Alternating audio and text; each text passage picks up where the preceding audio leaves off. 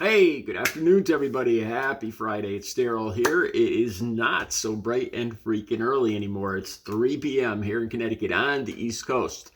Okay, I'm going to have some links down below of some amazing footage of just some crazy waves out in California. I came across this story. I'm here in Connecticut, so I just came across these stories today, and just in the last day or two, there's been massive waves in California, and I've got a couple surfboards, and even though I'm an East Coaster, I learned to surf myself, and I actually spent some time surfing in California. I'll put some of the pictures last time years ago when I was in California surfing in San Diego. Anyway, these are some of the most massive waves that have hit the California coast in a decade or a couple decades. They said there was one of the buoys out in the ocean measured 28 foot wave, which is it said the second biggest in the last decade. Also down below, there's some amazing footage of people at a seawall. This is mostly in Central and Northern California. Uh, and the wave is coming in, and it goes over the seawall, and just I guess 8 people got injured. It started, the wave will catch. These waves have massive power and energy, and I'm going to show you in a second here. Like I said, the links will be down below, and I'll put the best ones up top on the top. And I started surfing, I think, probably when I was about 20 years old. You can surf here in Connecticut, not in Connecticut, but in Rhode Island. There's it's called Narragansett Bay, and I'll show you in a minute what I did to my board. Like I said, these waves in California are 20 to 30 foot, 25, 30 foot waves. And I think people, if you're not familiar with the ocean, maybe if you live in the middle of the country, or you're not familiar with the ocean, the power of these waves is ungodly. It'll take you apart. It will end you.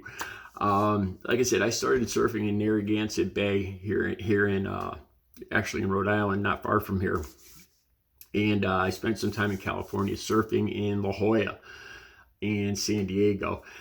When I was, this was probably wasn't too long ago, actually. Maybe about since I've been clean and sober, I've been surfing a few times. I've got a couple boards, and I don't have my 8 foot board here, and it's too big to keep in the house. But I have my smaller, older board here, and I went surfing in Rhode Island in Narragansett Bay. It was right after here in on the East Coast. The best surfing is in September because the water warms up. Like the water right now is about 40 degrees. I have wetsuits and everything, and people here surf year round with like very thick wetsuits. But some of the best surfing here on the East Coast is during hurricane season. In September, the water's the warmest, and we get the waves from the ocean, from the hurricanes coming up the Atlantic. And it was on one of those days that I went out surfing in Narragansett Bay, and it was perfect conditions. There was like an offshore breeze, wind, which makes the waves. It pushes against the waves and jacks them up, and it makes them like clean surfable waves. And the waves that day were probably about, I'd say about 6 feet, maybe not more than 7 feet, which we call chest high to overhead here. I don't know if they say the same in California, chest to overhead. And it was my very first time not my first time, but it was the first wave that I caught on this particular time out. After I drove there, and I got my stuff together. I was with a girl that I brought with me, kind of on a date, and it really spoiled the date. What happened? I paddled out, and I was waiting in the lineup to catch a wave. I saw a set coming in. I started paddling, and I caught the wave too late.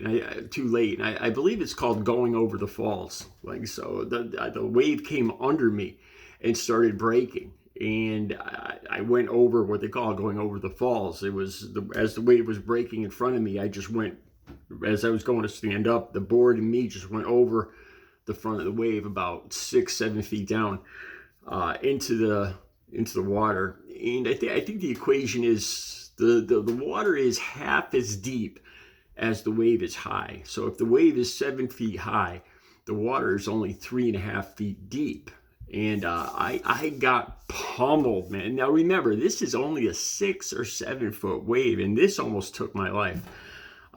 It broke the board, and I had burns all over the side of my face. Me and the board just went straight over the wave and into the sand, and it snapped my board, which I'll show you in a second. I fiberglassed it, and I fixed it. But I had sand burns. I just went down and just got, it feels like being in a washing machine. I had no idea which way was up. You just basically in that situation, you just have to try to stay calm and wait until the wave till it passes, till you can figure out which way is up.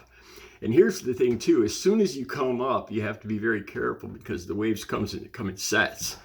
And there's going to be another one that's going to smack you. So you got to be careful, if you come out of the water, and you don't want to just suck in a lot of air, because a lot of times there's going to be another wave that's going to smack you right after the first one. So I got to say, surfing is one of the hardest things I have ever done in my life. Harder than skiing, harder than skateboarding, mountain biking, harder than anything I've ever done. So let me show you the board here.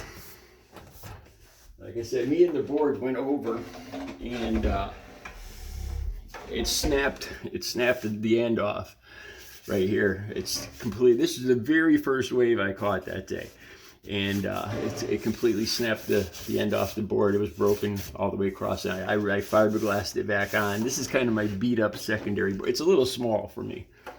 It's a tri-fin. And I took like I said, this was only a 6 to 7 foot wave. And what they have in California, we're talking 25, 30 foot waves. I mean, I get adrenaline. I get scared just looking at this video, man. Unless you're a professional. They talk about it in the links down below. But some of the expert surfers, the daredevils, were actually paddling out and surfing these ungodly monsters. Like I said, the power of these waves is just, I can't imagine. That happened to me on a 7 foot wave, and I came out of the surf dragging my broken board with sand burns all over the side of my face. I think I almost broke my collarbone. I just got slammed and then I just tossed around and slammed and tossed around until I could finally get out of the water. I was so angry that I broke my board.